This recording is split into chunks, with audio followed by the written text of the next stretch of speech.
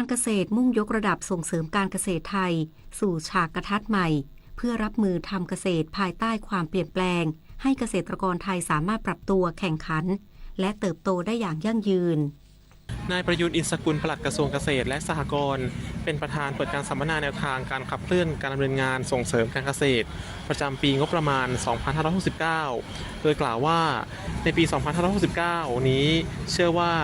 จะเป็นปีแห่งจุดเปลี่ยนของงานส่งเสริมการเกษตรไทยภายใต้ความท้าทายรอบด้านเพื่อดูแลเกษตรกรเพิ่มผลผลิตเพิ่มคุณภาพและลดต้นทุนในการทำการเกษตรด้านนายพิรพันธ์ คอทองอธิบดีกรมส่งเสริมการเกษตรกล่าวว่าในปีหน้ากรมส่งเสริมการเกษตรจะขับเคลื่อนภายใต้ฉากทัดใหม่เจ้าหน้าที่ต้องก้าวจากผู้ให้คำแนะนำไปสู่ผู้นำการเปลี่ยนแปลงอย่างเป็นรูปธรรมเพื่อยกระดับและพัฒนาพื้นที่นำร่องโดยขับเคลื่อนที่22โครงการผ่าน5กลยุทธ์หลักได้แก่ระบบเกษตรที่เท่าทันสภาพภูมิอากาศการป้องกันและควบคุมโรคแมลงศัตรูพืชเครือข่ายทางการเกษตรที่เข้มแข็งกลไกบริหารจัดการตามระเบียบที่เกี่ยวข้องและการพัฒนางานอำนวยการและองค์กรซึ่งจะช่วยให้เกษตรกรไทยสามารถปรับตัวแข่งขันและเติบโตได้อย่างยั่งยืนชวนันท์ มาลีรายงานจบข่าวทิติมาอินกล่ำอ่านรับฟังข่าวครั้งต่อไปเวลา 7 นาฬิกาค่ะติดตามข่าวที่นำเสนอไปแล้วได้ที่ www.thainews.prd.go.th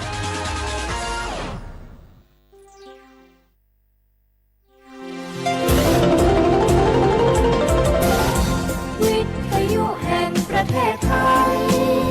ให้ความรู้คู่ความสุข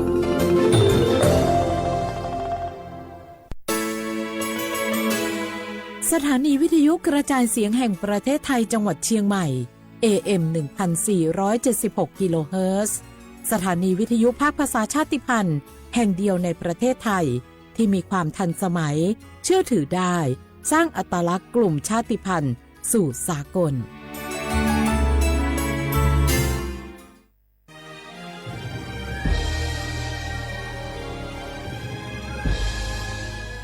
เกิดเป็นคนไทยเติบโตบนผืนแผ่นดินไทยจงภูมิใจในความเป็นไทยชาติไทยเรานั้นนับเป็นชาติที่มีความเป็นมาเก่าแก่ยาวนานเรามีภาษาวัฒนธรรมและมีสิ่งต่างๆที่เป็นเอกลักษณ์ให้เราได้ภาคภูมิใจในความเป็นคนไทยเราควรเห็นคุณค่าและมีความรักชาติหวงแหนแผ่นดินอันเป็นมรดกของบรรพชน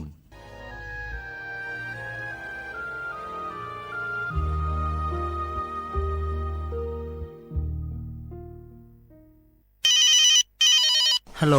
สวัสดีครับสวัสดีค่ะจากไหนครับคุณคือผู้โชคดีที่ได้รับเงินสด1 ล้านบาทแต่ต้องโอนค่าธรรมเนียมมาก่อน 5,000 บาทนะคะหลังจากนั้นทางเราจะทำการโอนเงินกลับไปให้ค่ะจริงเหรอครับงั้นเดี๋ยวผมโอนค่าธรรมเนียมไปให้นะครับขอเลขบัญชีด้วยครับได้ค่ะคุณโชคดีมากนะคะรีบโอนค่าธรรมเนียมมาก่อนได้เลยค่ะหยุดก่อนนายจะเชื่อจริงๆหรอนี่มันหลอกกันชัดเลยฮะจริงเหรอหลอกยังไงอะนั่นสิเธอลองคิดดูสิว่าเราจะได้รับเงินล้านจากอะไรล่ะในเมื่อไม่ได้ไปเสี่ยงโชคหรือลุ้นรางวัลอะไรเลยจำไว้ไม่มีใครให้เงินเราฟรีๆโดยที่เราไม่รู้ตัวหรอกนะแถมยังให้โอนค่าธรรมเนียมไปให้ก่อนอีกคุณคะเราไม่ได้โกงนะคะโอนมาก่อนเดี๋ยวพิสูจน์ได้ค่ะไม่เอาละผมไม่เชื่อไม่โอนไม่คุยด้วยละกลโกงมีทุกที่จำให้ขึ้นใจอย่าเชื่ออย่าคุยอย่าโลภอย่าโอนด้วยความปรารถนาดีจากสำนักงานประชาสัมพันธ์ที่3กรมประชาสัมพันธ์คุณผู้ฟังคะทุกวันนี้มิจฉาชีพมาในรูปแบบใหม่ๆมากมายที่เราอาจคาดไม่ถึงผมเนี่ยก็เคยโดนมิจฉาชีพโทรมาบอกว่าเป็นเพื่อนสนิทแล้วขอยืมเงินโชคดีนะที่เพื่อนคนนั้นอยู่ด้วยกันกับผมเลยรอดหนูก็เพิ่งโดนโทรมาบอกว่าเป็นตำรวจบอกว่าหนูมีคดีเกี่ยวข้องกับยาเสพติดแล้วก็ต้องโอนเงินไปเพื่อเคลียร์คดีโชคดีที่ตั้งสติแล้วก็ตรวจสอบก่อนไม่อย่างนั้นเงินเก็บหนูคงหายหมดแน่ๆเลยหากมีคนอ้างว่าเป็นเจ้าหน้าที่หรือให้โอนเงินอย่ารีบเชื่อต้องตรวจสอบข้อมูลกับหน่วยงานโดยตรงห้ามโอนเงินหรือให้ข้อมูลส่วนตัวเด็ดขาดและอย่าลืมนะคะว่าถ้าหากพบข้อความหรือโทรศัพท์แปลกๆให้แจ้งเจ้าหน้าที่ที่สายด่วน191หรือ1599เพื่อช่วยกันป้องกันและหยุดยั้งมิจฉาชีพค่ะร่วมด้วยช่วยกันเฝ้าระวังภัยรู้ทันมิจฉาชีพเพื่อความปลอดภัยของทุกคนด้วยความปรารถนาดีจากสำนักงานประชาสัมพันธ์ที่3กรมประชาสัมพันธ์บรร ยากาศมาพี่ชนแม่วันนี้ปาร์ตี้กันให้สุดๆกันไปเลยจัดไปไหมเมาไหมครับหรอพ่อกลับบ้านได้แล้วเดี๋ยวพรุ่งนี้ก็ต้องไปส่งลูกไปโรงเรียนแต่เช้าอีกจะดื่มอะไรนักหนาเนี่ยนะตื่นไว้อยู่แล้วจะอะไรกันนักกันหนาขอสนุกกับเพื่อนหน่อยดิเหนื่อยมาทั้งวันแค่นี้นะพี่ไปร้านอื่นต่อไปก็ไปพี่ทำไมรถคันนี้มันขับช้าจังเลยอะแซงไปเลยพี่แซงไปไฟแดงก็พาไปเลยพี่ตรงเนี้ยมันไม่มีกล้องไม่โดนจับชัวร์เอาวะไปก็ไปเฮ้ยพี่ระวังรถบนท้องถนนการตัดสินใจพลาดเพียงครั้งเดียวอาจไปถึงความสูญเสียอย่าให้ความสนุกเพียงชั่วครู่กลายเป็นความเศร้าชั่วชีวิตด้วยความปรารถนาดีจากสำนักงานประชาสัมพันธ์ที่ 3 กรมประชาสัมพันธ์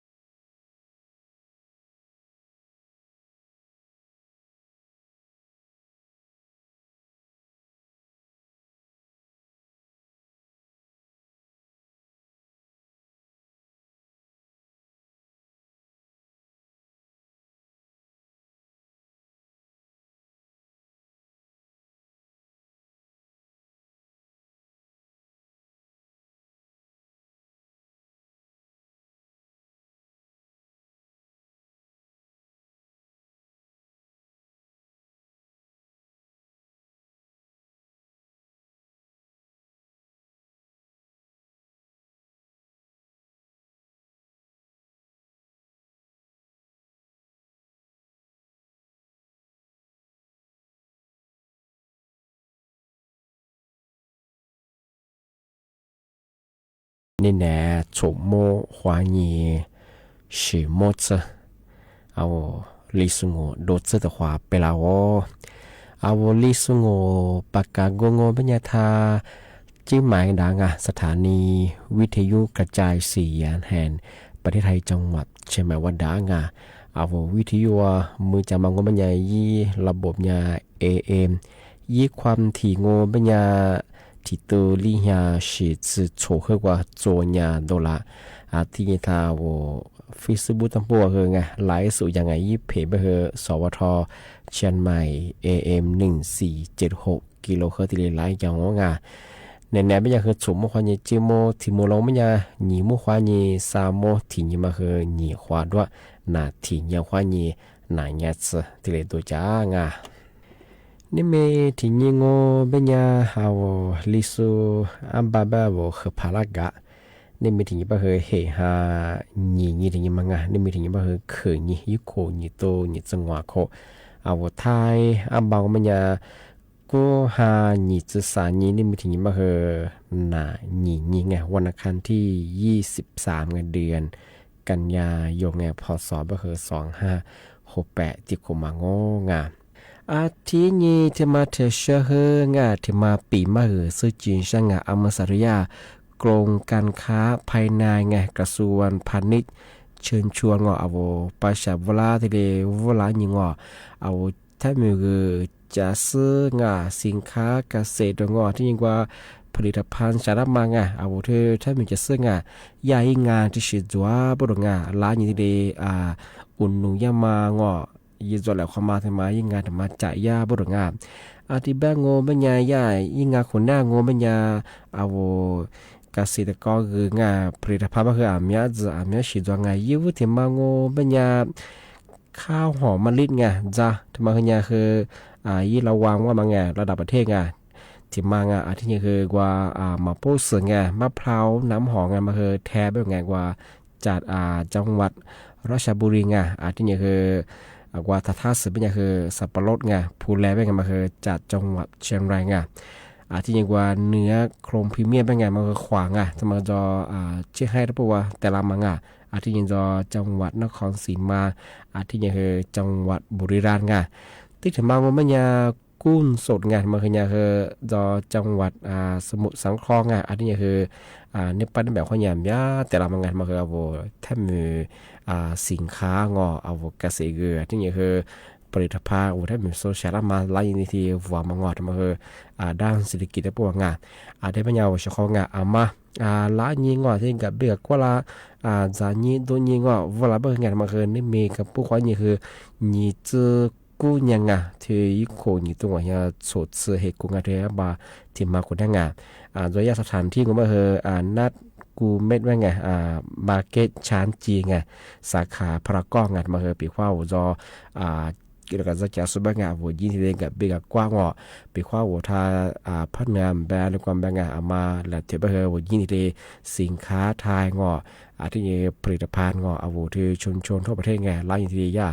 ที่เรียวัวล้างก็คือมายินที่กับเบกับใจงี้ที่เรียนแล้วเขาไปทำมาปีมาที่สุจิชาวเฉพาะงานที่ยิงที่มาเทเชอร์งไม่แน่ที่มูลนาลาปีมาแบบเปลือกที่ช่วงเอามาสาวในยศ24 มันก็ไม่คือนายอนุทินชาวิรกุลแม่งานมันคือนายกรัฐมนตรี24 มันงานยี่แป้งมันก็ไม่คือยี่นายกอยู่กันเนี่ยไม่คือบัตรมังภายใน1 เดือนไม่คือโครงการคนละครึ่งถือรัฐบาลที่เบอร์เอาวัตถุเบอร์มันงานเนี่ยก็เราอย่างช่วยกันมันคือ24 จอดไล่ที่เลยอยู่บนงานที่บ้านงูเป็นอย่างที่เอากว่ามาไงเอาภาษีเบอร์ซูงูเป็นอย่างคือเพิ่มเยี่ยมมาคือไงโฉดซื้อลิตรเป็นคือปีว่าที่เฮียบาแม่มังงูเป็นอย่างที่เฮียบาเป็นอย่างคือรัฐบาลโฉดซื้อเบอร์เอาคือลิตรเบอร์ยังไงทำไมอย่างที่เอาว่าภาษีเบอร์สูงเอาภาษีเบอร์สูงเป็นอย่างว่า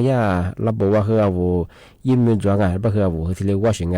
ปีข้อวันในระบบว่าภาษีเบอร์สูงเอายิ่งมีความจงเป็นอย่างคือเนี่ยก็เราชื่อหัวที่เรียกว่าสิงรัฐบาลหัว เอาวัดสิริบชิงปีว่าทิ้งแฮะแบบรัฐบาลวัดสบาเบอร์เอาวัดสบาเบอร์งอทำมาเกิดว่าภาษีมาเบอร์สุบังงาปีว่าภาษีเบอร์สูงก็มันยังก็ยาระบบว่าภาษีเบอร์สุบังว่าอะไรชื่อตัวว่าเอาวิ่งมีตัวเอาภาษีเบอร์สุบังเนี่ยชดซื้อลิสต์ที่ว่าชิงไงรัฐบาลชดซื้อใบยี่ตัวงอเอาลิสต์บัตรที่เบอร์ชิงไงปีว่าทิ้งแฮะแบบที่เป็นแบบงอที่มาถึงมาที่ดีปีมาซึ่งจริงๆไงที่เป็นอย่างนั้นปีว่ายี่รายละเอียดงอยาลิลิยามาคือเนี่ยอาจจะบัตรที่มาก็แบบคืออายาที่ดีตัวยิ่งเงื่อนไขดูแลแบบคืองอที่ว่าที่ดีปีมาที่ดีไม่เปลืองเอาชักดังที่เป็นยังไงเมื่อสาเหตุนั้นมกว่าที่ว่าเกินนั่งอามกว่านั่นนักขยาปกว่าที่ว่าจุลขวางเอาเฉพาะถ้าวิธียกให้น่าจะส่งถ้าไล่สวดจีสุดแล้วคือที่นี้นี่เนี่ยคืองาว่าเฉพาะถึงมาปีมาซื้อจีนชมังงมันอย่างเมื่อสายาสำนักงานกรมอุตุนิยมวิทยาเทมือเต็มปัวกูนิโซเตียนิโซที่เลยแจ้งเตือนฝรั่งนี่มีความยิงที่สุดเป็นคือเมียงไม่ใช่มีความยิงคือลาเส้นในวันนี้ซึ่ง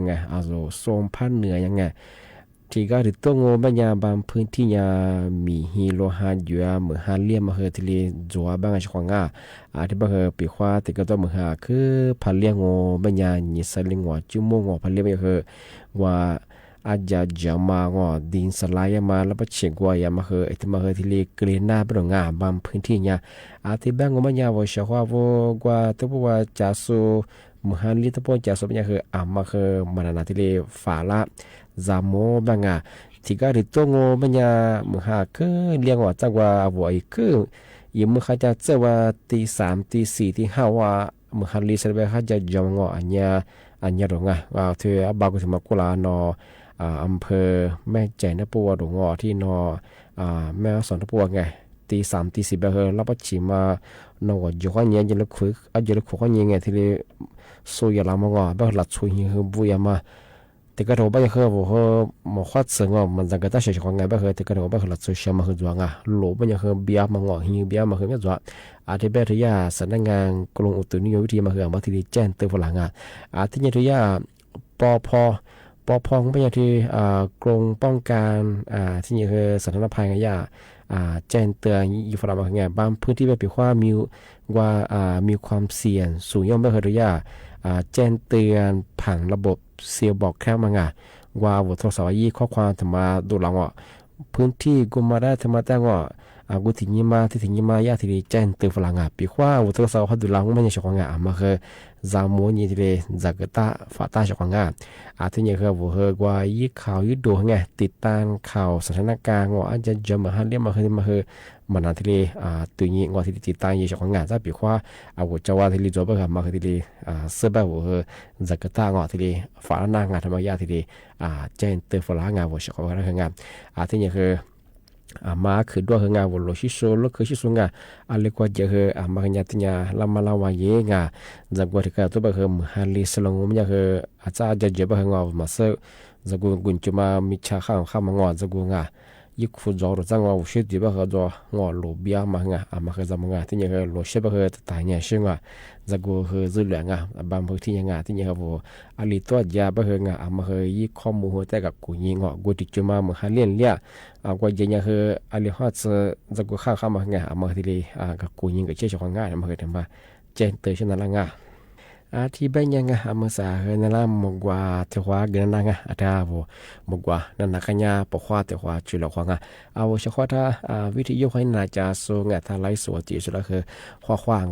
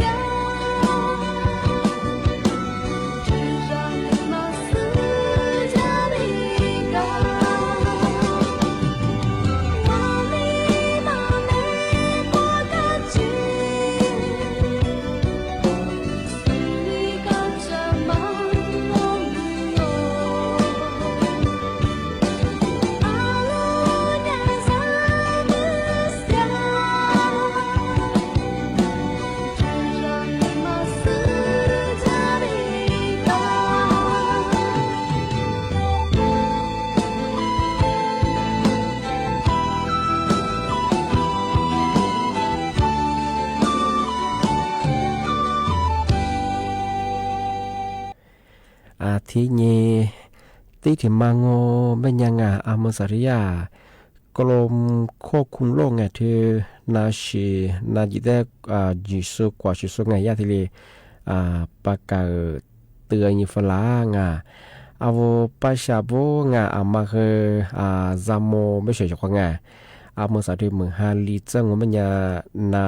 หิมาจวดที่มันยาขึ้นเหนือซูมยามางามือสังยิวที่มังโงมันยาเธอโรคไข้หวัดใหญ่งา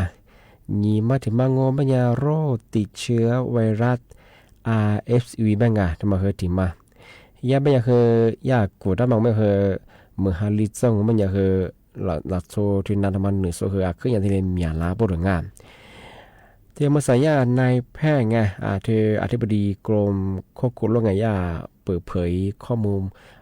แบบมันก็ไม่อยากคือไงที่ก็ลาที่นำมาเจอมาไงที่ยี่ห้อนี้สื่อสารเนี่ยที่กูเรามาไงยิ่งคนยิ่งต้องว่าเนี่ยโจทย์เหตุของผู้ป่วยไข้หวัดใหญ่หนึ่งชั่วโมงเป็นยา30,000ว่าซื้องวงถ้ามาเคยที่ที่นำมาเจองานที่สิ่งยี่ห้อนี้สื่อสารเนี่ยที่กูเรามาที่มางานที่อาบัติผลนั่นมางานแต่มาคือ30,000ว่ามาเจอที่ไข้หวัดใหญ่หนึ่งชั่วโมงที่นี่ที่โรคไวรัสเนี่ยติดเชื้อRSV เนี่ยคือหนึ่งชั่วโมงเนี่ยคือซาโตลิฮยางวัดซิลิวะที่มาคือที่นำมาเจอเนี่ยที่สิ่งยี่ห้อนี้สื่อสารเนี่ยกูเรามาที่ความมางานที่แบงก์มันเนี่ยคือเธอสิ่งที่กูงานที่ห้าข้อนี้กูหาหนีสิ่งที่เธอสิ่งที่กูมางานเธอแค่ว่าอย่างหนึ่งชั่วโมงมันเนี่ยย่อสับสนที่พี่พอซ่องมันเนี่ยคือหัวมือที่จุดงานหัวแสนหัวมือหัวตัวชิดสิริวัดสุดตัวเองที่นี่ชีขวัญแล้วมันเนี่ยคือหัวสกุวัดเสียเองที่แค่ว่าอย่างหนึ่งชั่วโมงที่นี่ที่ถึงมาไปที่ผู้ป่วย RSV เนี่ยคือไงย่อสับสนไงพี่รวยยังไม่คือไงที่เมืองโชตุลีเฮียลิซหัวว่างทำไมคือนามาเนื้อสูเชื่อคนนั้นยังคือนิวที่เรียกจัวปรงที่เป็นยังคือยาเป็นยังคือมีอย่างนี้ไงโดยกลุ่มจากนี้เป็นคือที่บัติมาข้อยิงกูขวดนาทำมันเนื้อมีอย่างไงเป็นคือมีโอกาสอันตรายยาเป็นอย่างไงเป็นข้อวันเนี่ยพันธุ์ยังไงที่ยังคือนาที่ยังมาเคยยี่อาการยังคือแต่ยังช่วยเหลือเขาเป็นยังไงกูดูก็มีคือนาสุดแดงมีไข้เคยยังที่ยังคือกูดูก็มีคือเชื่อมันจะเชื่อจังสิริดาเป็นยังไงที่ยังการทำงานที่แบงก์มันยังที่เน้นนามีมันยังที่หมอผ่าวิธีการป้องกันยังมันเป็นยังไงมาคือจางมันยังคือไงมาจากก็เทคือแหลบแพร่มีคือควาดเสือที่ยังคือเพียงมินจับก็คือแต่ชัดๆมาคือจางที่นี่คือว่าหลักชุมอย่างว่ายากัสกัดมียาก็คือหลักชุมอย่างก็ประจับก็คือไงนักการนำมาคือที่ขวัญข้าบ่ชิงที่ว่าในสิ่งที่จะคือชนนาเจปกข้อช่วยมาคือแต่ก็เนี่ยถ้าช่วยบ่ชิงมาจุบันนั้นก็คือพายีพากระเบียก็คือไงนักการนำมาคือท่าว่าที่นี่ป้องกันยี่บ่ชิงนาทำให้คือที่มือคือว่านี้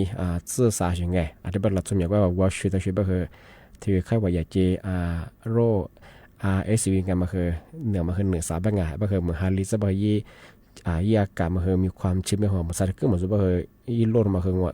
เหนือสาบเป็นไงที่บาคืมาคือแล้วมาละวัยช่วงทำไมยาที่แจ้งตื่นฝรั่งที่เป็นยังไงนี่เนี่ยคือนั่นแหละปีมาคือที่เรียนจงช่วงที่บาคือจ้าที่มุลนี่โมขวายังไงสามโมว่าคือตัวมุลเลยขวางวันช่วงท้าไลฟ์สวัสดีสู่วิทยุนาจะสุดคือบโมงวชควาโวทาวิทยุนาจะสบงานซาปีควาติกตัวมหาคือพันเลียนยังยิ่งคือติดทวมละติดทัวละติดทัวมาเสือมาสมัครงานมีหิวเราจีบ้างมาคือยาที่ลิเจนเตอร์ฝรั่งอันนี้เป็นยังไงทัศน์ซาเดี๋ยวเราเที่ยวกันนี่ไงวชว่าคือบโมงข้อควา